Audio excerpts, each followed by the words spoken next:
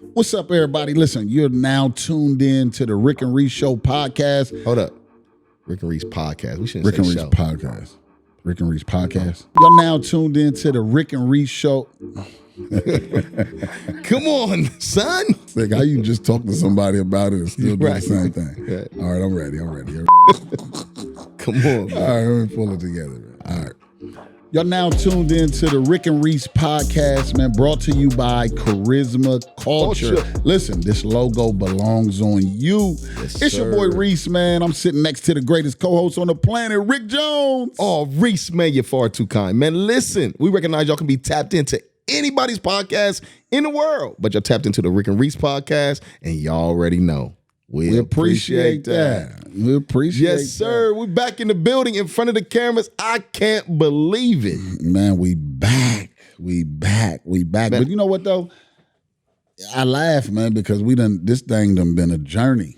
Man, it's crazy. It's done been a journey. You know what, man? Honestly, man, you must be my purpose partner, man. Because somehow I always end up with you, man. And let me tell you, I knew this from the beginning, but you know what I mean? I ain't never seen a son that know more than his dad. So I knew, son, when I looked at you from the beginning that this was going to be special. It's crazy. This is how I know we got chemistry, man, because I was just about to say, man, I'd never seen a father-son duo like we got. And you know I'm the father. You know what I mean? You're the only one to agree with yourself that you're the father. I'm the father. You know what I mean? I raised you pretty good, though, man. You even sound like me. You did a good job. You even sound like me. You did a good job, man. I'm going to say that. Now, listen, man, I was supposed to have my own show, my own podcast, and somehow this guy got jealous and said, nah, we need to do that together. So here we are, man. You know what? I'm going to tell you this, though. This is one thing that you probably should just peer into. You know what I mean? Talk to me. Talk to me. You had the idea to just kind of go off and venture off on your own. Obviously, you said you know what I mean, thought about having your own podcast, your own show. So obviously that was a thought of yours. But somehow the thing that actually gets launched is you and me. Yeah. So, yeah, I mean, a lot of times, man, and I say this, it's funny. Like, I look at my son and my daughter and them, and I watch how, you know, they go do things that I don't necessarily agree with. Yeah. But I know it's going to bring them right back into my face.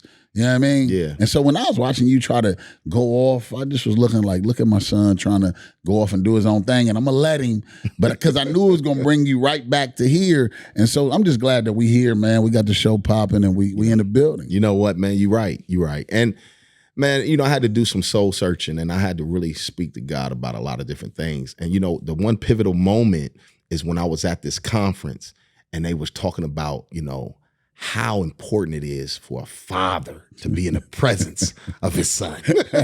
So I had to call you on the phone and say, I know I thought about doing a podcast by myself, but you know what, man?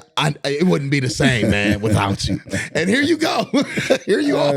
Here you are. You got that. Okay, hold on. You got that. That was good. I liked it, that one. That was good. That last one was good. So now let's reel it in, man. Listen, let's go back, man. Let's go back to the beginning, right? Because this has been a journey at the end of the day. Yes, sir. So let's go back to the beginning, and we talking about, you know, arguably like 8 years ago. Yeah. We found ourselves, man, on the radio, on internet radio. This wasn't even a thing. Right. Internet radio was something that people was intimidated by and scared of because it wasn't something that was in mainstream media. Right. So we ducked the internet radio for a while. You know what I mean? Talk a little bit about that. Man, it was crazy because a lady by the name of Michelia, she called me several times and said, I want you to come on my internet radio show. And I said, okay, yeah. But I really didn't want to do it. You know, I don't know if I was intimidated or, man, I never been on the radio before. So I was like, you know, I kind of ducked it for a while. And then what changed is you called me and said, man, somebody's calling me and want me to be on their radio show. And then we came to the conclusion that it was the same radio show, not the same lady, but they was partners. So, you know, I said, man, you know, let's go on there together. You know, I felt a little comfortable with you there with me. You know what I mean? If I can be honest. So we got on there together, and the owner of the radio show, it was Holy Hills. His name is Ike. And he said, you know what, after our show, we was talking about faith and giving our testimonies and things of that nature. And he said, you know what? Those guys, they need their own show. So shout out to Ike because he's seen something that we didn't see. And really, we always had the chemistry because we're really cousins, blood cousins. So, we came on the next day and, after he said, let's do it. So, and I called you like, man, they want us to have our own radio show. And we did our show. And man, to our amazement, man, people were listening in, people were calling in, and we got a great amount of feedback. So man, we was like, wow, you know what I mean? So from there, man, we just started coming on every Monday. And then, man, it started growing and, people started recognizing us and calling into the show and giving us a lot of feedback, man. And then it took off from there. And I believe we were doing that for maybe a year or two. And then that's when we got noticed by WVKO The Praise. They were terrestrial radio. And we went up there, we met with the CEOs from that radio, and they said, you know what, we want you on. They gave us our own slot. And from that, and that kind of was a bigger vehicle because they were internet and terrestrial radio, right? So that gave us a bigger vehicle, man. And man, from there, man, everything was just like, man, we were going places. People were repeating our jokes and things we were saying. And I was, for real, I was like amazed, So man, that's really it, man. I think we been had the chemistry because we were cousins before the microphones or the cameras. We been had the chemistry, but now I think these things magnified it, right? So man, it was a blessing, man. And it ended, like you said, prematurely. But man, talk a little bit about our show and what led us to the podcast and the people that we really attracted and came onto the show. I think that's what was fascinating to me, even more so. Obviously, me and you, the funny thing, man, what they don't know, I mean, we probably done talked every day. Yeah. Man, since like 7th grade. Yeah. Like every day almost. Since 7th grade. Since I was selling you my Sour Patch Kids. My Sour Patch Kids. I'm gonna share that story in a minute too, because I don't know if I fully got delivered from that. I gotta search a little deeper. But man, we can stop right. Listen. I wanted to you had man, Uncle Marvin and I Karen, blessed. I mean, you had the family, man, and they was giving you lunch money. And I'm not afraid to admit I come from a broken home. Okay. And when you was getting lunch money and I had Sour Patch Kids, I said I can capitalize on this. You wanted the Sour Patch Kids and I needed some money. All right, listen. Your business approach, I respect it. Okay, right? I respected the hustle. Like, okay, this is business, really. This is a transaction. Right. What I didn't respect is that because of the relationship, normally like, we look at charisma culture. I mean? I like that. I want to wear that. Can you get me one? Okay. And I might only have X amount of dollars. Can you work with me because of our relationship? And we have done that. And you've done that. Right. So when you had them Sour Patch Kids, and I'm young at this point, I'm a little 12-year-old, right? We both young. Yeah, we're both 12. Okay. We're both 12. Okay. The fact that you was sitting there thinking like the Sour Patch Kids had to cost about 50 cents. The whole pack. It was too long ago. I don't know. That's why I know it probably cost 50 cents. It was a long time ago. I don't know. You was like this. I'm gonna give you a couple for your lunch money tomorrow. Just give me $1. Your parents gonna give you $1. Give me $1. I give you a couple. I want it so badly that I'm like this. Sure, I get. You gave me 3. Man, come on, man. It might have been like 4. You don't remember that far back. Only so many come in that little pack. So you might have gave me about 4. You know what I mean? But let's say you gave me 5. Okay. That means that you charging me like 22.5%, cents per Sour Patch Kid. That's outlandish, and I'm your man. At this point, I'm your man, though. See, so I held that on, though, and like what I want to do on this show right here, right now, is I want to be free. Okay, listen, but can you hear my perspective? Listen, you had a need, and I had a need. I needed money. You wanted to taste those Sour Patch Kids. I fulfilled your taste. You fulfilled my pockets. You know what I mean? It's just like the bowl of soup with Jacob. It is, man. So what I'm gonna do? You sold your birthright. What I'm gonna do?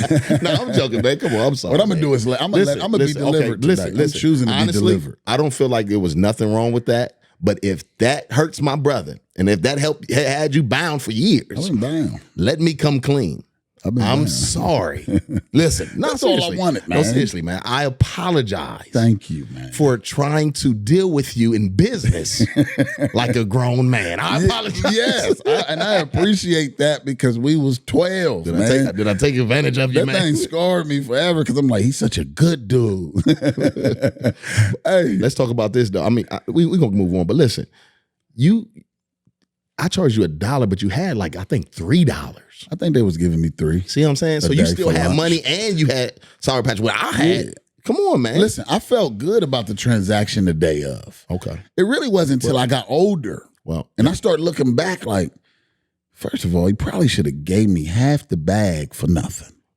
Right? Like, we should have split the bag for nothing. man, we can go on and talk about the things that I've gave you and all that, man, because I've really been fair to you all your life. You've been fair my But whole at the life. same It's time, just I don't want moment. to bore them talking about Sour Patch Kids, but I know it is the principle. Yeah, that's I know all it's it the was. principle, And but- you just apologize openly, man, and so we. Yeah, I apologize for I'ma treating you receive like that. a grown man in business. That's what I apologize for. All right, go ahead though, man.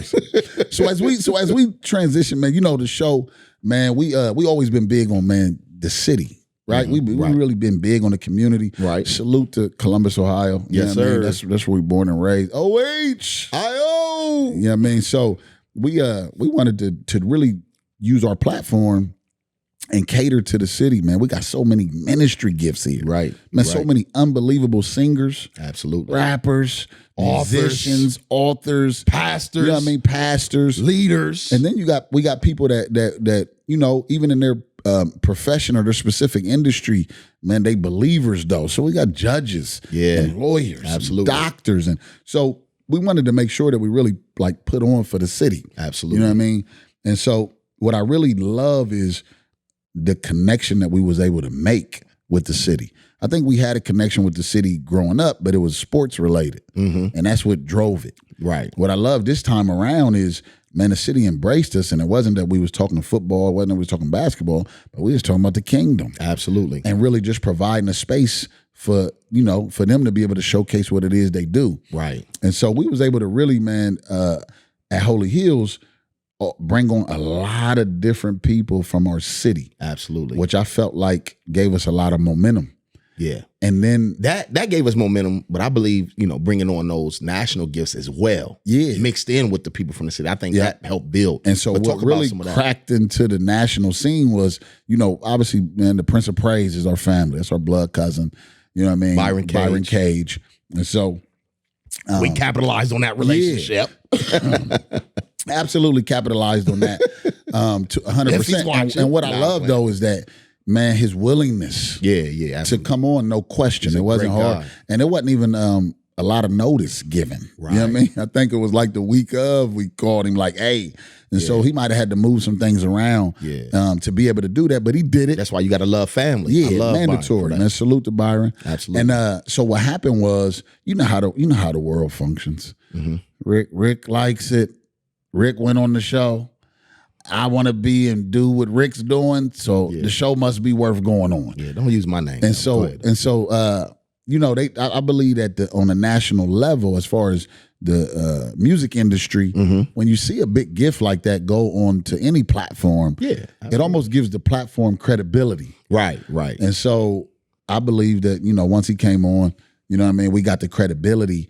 It made it a little easier now to reach out to the other artists in the industry and to reach out to different people to get them to come on. And man, it just became like a snowball effect. And so we had Tasha Cobb Leonard on. Yeah. We had Dr. Jamal Bryan on. Yes. We had the Jesse Reverend, Jackson. the Reverend Jesse The right Jackson on. Reverend. We have Vashawn Mitchell on. Prophetess Takeda Williams. Prophetess from Takeda our city. Williams, and a lot of these people we had on when they Bishop were Timothy in Clark, when we they can't were in forget big that. moments, right? Yes, so sir. we had Dr. Jamal Bryan on the same day that he was on CNN because of what was going on in Baltimore, right, with the riots. We had Reverend Jesse Jackson on, but we had him on right before he was going on the same day he was going on CNN. Yeah. You know what I mean? Because of something that was taking place in St. Louis. So we were fortunate enough to be able to get these individuals. We had Tasha Cobb Leonard on right before the Stellars. Yeah. Right? Men of God's Heart right before the Stellars. They were Stellar nominated. So we've had all these different people on when they were in their moment. And I believe that all of it stems back to the fact that, Byron took his time out to come on the show, it really helped open up a door to get now the national and the local level together on one show. And it just kind of exploded from there, man. And we got calls too to host the red carpet at the BMI Awards. Yeah, and Catherine Bruton. Salute to Catherine Bruton. Salute. There at BMI, man. Absolutely. We had her on the show. Yes. Interview her, and then we was able to go out there and be a part of the BMI Awards, man. That was phenomenal. Yes, sir. Because we was able to be in the same room with the Marvin Sapp, the which Marvin was also Sapps on our show. Yeah, yep. The Marvin Sapps, the Byron Cages, the Mary Marys, the Yolanda Adams. And some people from some secular talk shows too. Stevie J. Yeah, Stevie J. We had Stevie J. Yeah, man, we was able to Stevie J. Shout out to Tyler Little. You know what I mean? At that time. Yeah. You know what I mean?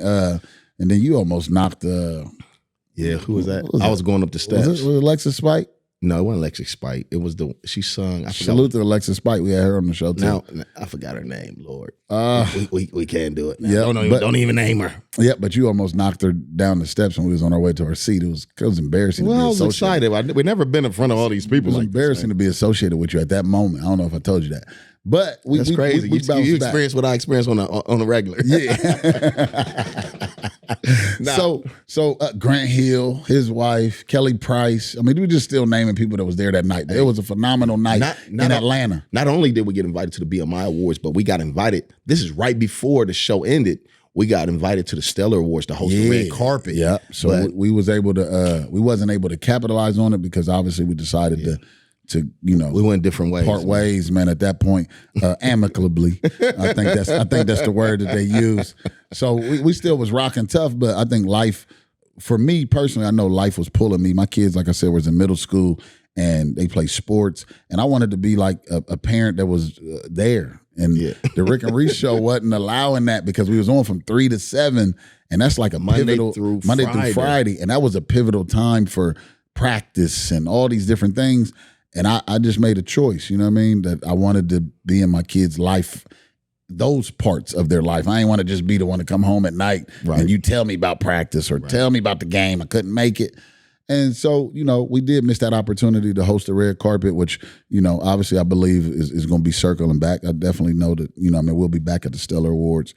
I think there's some stuff that we'll be able to make up. But, man, just the ability, though, to be able to interview all of them different type of people. It was crazy, man. It was a crazy experience, man. And then, we had the Rick versus Maurice James basketball in the city. Yeah. And that was crazy. You know what I mean? So it was a lot of different things, man. You know what? The Yes Youth Can was birthed out. The Yes Youth Can tour was birthed out of that. Went to all the city schools, man. Yeah. The gymnasiums, man. All the kids, man. They wasn't listening to you, man. They was really listening to me. Let me tell you what I did. And this is just the world we live in, man. Everybody got an audience to reach.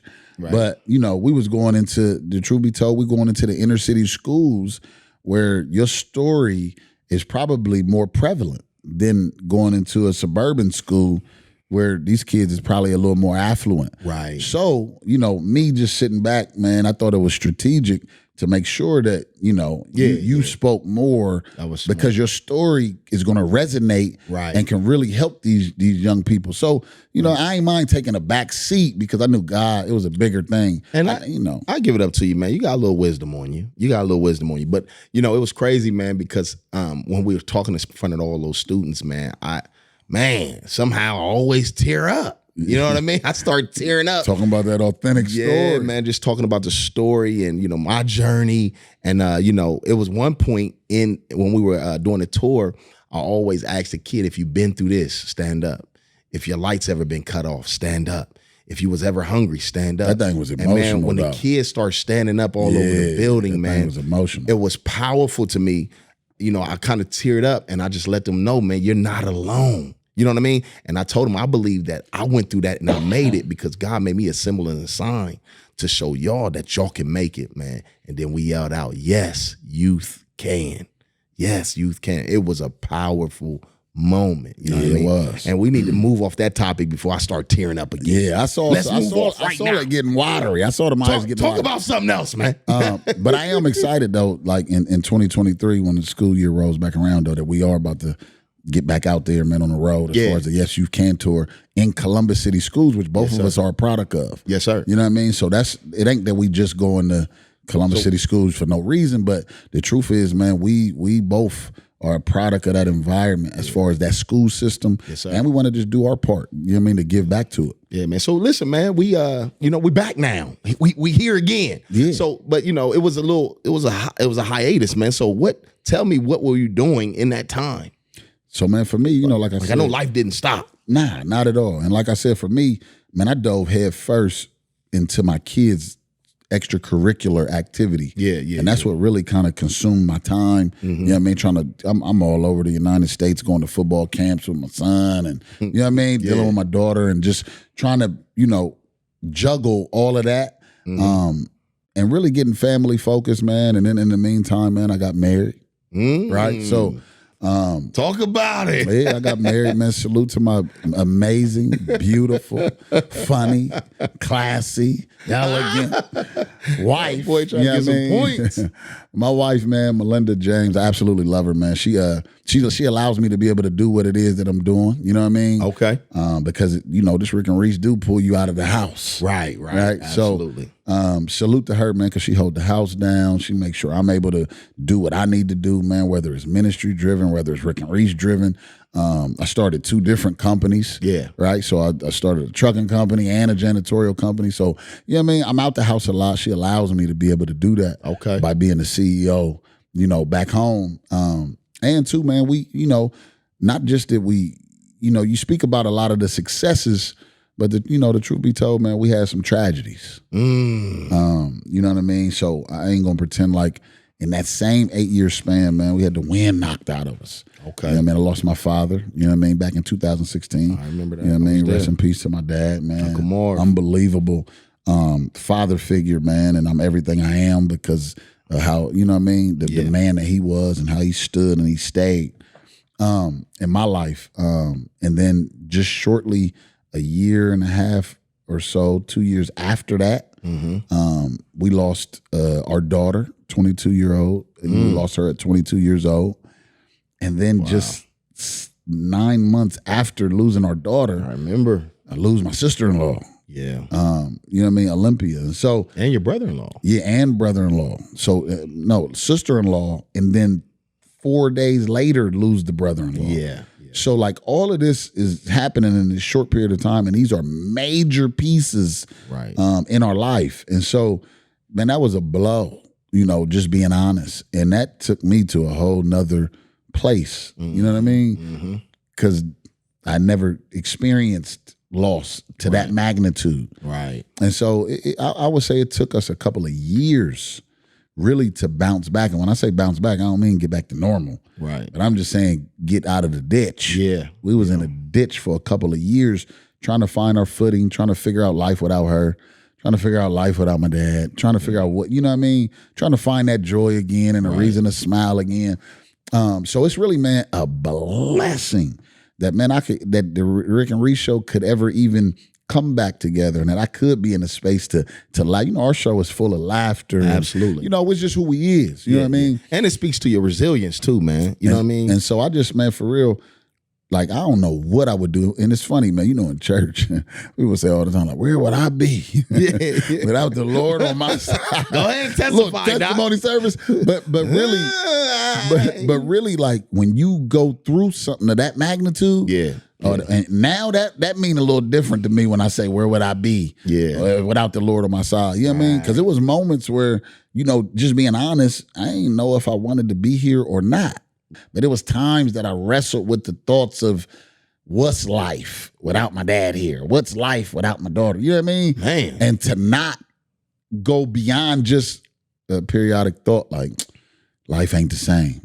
But see, I know people who are no longer here that went beyond the life ain't the same and actually took their life. So I understand the sunken place you can go to. Wow. You know what I mean? When you deal with tragedy of that magnitude. And so for me to still be here in my right mind, loving life, loving my wife, business is going well, everything's thriving, ministry is thriving. Absolutely. And that's a testament to the God that we serve. Absolutely. At the end of the day. And so if I could motivate anybody, that's good. You know what I what I mean? If I can encourage anybody that has lost somebody significant, that's close to you, a loved one, a spouse, whatever it may be, and you feel like you in that sunken place, you feel like life ain't worth living, or you feel like it just, you'll never be able to rebound, you're watching an individual who rebounded. You're watching somebody who God reached down deep and pulled up. And I still got the same dreams and goals, and I'm excited about what God is doing. So I'm telling you right now that you're going to be excited again. You're going to smile again. That's good. You're going to laugh again, and you're going to be everything that God said you could be. Right. So, you know what I mean? I guess that's what happens when you give a preacher the mic, man. I guess that's what happens. Absolutely. You done gave me the mic and I done start preaching. Come on, man. It was a podcast. Listen, man, ministry is in us, man. We can't hide the ministry that's in us, man. Hey, we can't do it, We man. can't hide it, man. You can't give two pastors or preachers the mic. So now, let me circle back though, because you done sat here and made me abort my life out on the America. After he done made me pour out my soul.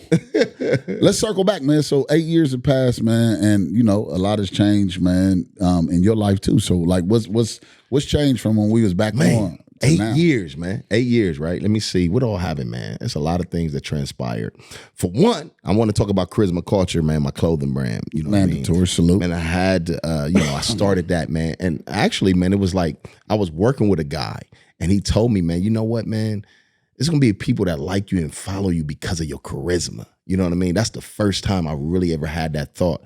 And I pondered that, and I said, you know what? Charisma, you just don't hear that every day. You know what I mean? And I wanted to be unique when I made the clothing line. So I said, you know what? I'm going to call it Charisma Culture. You know, that's it. So, I looked for the logo, and man, I finally launched it, man. And it's been doing, man, real good, man, to my surprise. Honestly, I love it. I'm passionate about it. But to see Oscar Award winners wear it, to see Rick Ross. Rick Ross shouted it out on his Instagram, and to see just a few weeks ago at the Grammys, it was this. Yeah. It was there. They were wearing it, and I think it was DJ Khaled, man, and he was talking, and a guy in the background had it on. I couldn't believe it. That's Rick Ross' son. Rick Ross' son. Is that? Yeah. I didn't know if it was his son or not, but man, just to see, man, just the brand around the world and places that I'm not. It's amazing, man. So Charisma Culture, we running with that, man. This logo belongs on you. I love it, man. So that when I launched that, man, I didn't dream that I ain't saying it's like unbelievable, but I just didn't dream it to do what it done in this short period of time. So I'm excited about that, man. And also, everybody know I was a minister, but now I'm also executive pastor at City of Grace. With Pastor Mike Young, he's the lead pastor, man, and we came together and really relaunched a ministry together, man, and with yourself as well. You've been a youth pastor, man. It's just been crazy, man. So it's been crazy. Even though we wasn't behind the camera or behind the mics, we still been working and grinding and doing things, especially in the kingdom as well. And also, man, I got a beautiful family and a wife, man. So, man, a lot of things been happening. I've been married when we had the Rick and Reese show, so I've been married for a while now, but it's just been a blessing, man. And, I told myself in 2023, I'm just going to put my head down, plant seeds, work hard.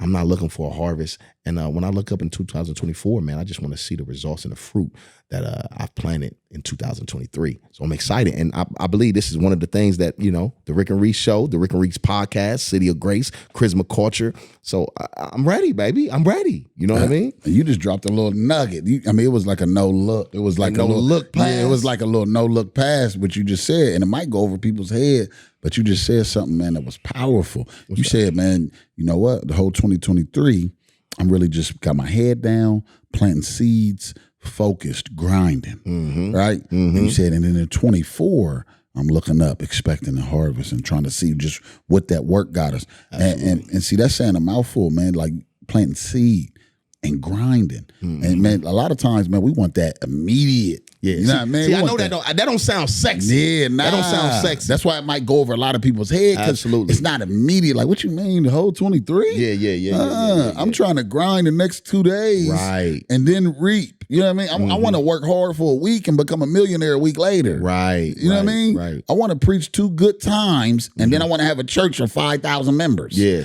That ain't happening. You know what I mean? You really got to put work in. You got to build, because in the midst of you planting them seeds, man, you you personally, man, you're gonna be getting cultivated. Absolutely. You know what I mean? And you're gonna be getting, man, you're gonna mature into the person that when it's time to reap, man, you're mature enough to handle everything that's coming. So, man, like planting seeds and grinding and working, man, that stuff is really more for you than it is for the person you think you helping. Right. It's for you to really, you know what I mean, work on your maturation process. That's good. So, man, I love that you just said that. And, you know, I feel like, man, a lot of times we talk every day. Yeah. So, yeah, man, we kind of be in the same vein on a lot of stuff, man. And you know what I mean? I'm right there with you on that one.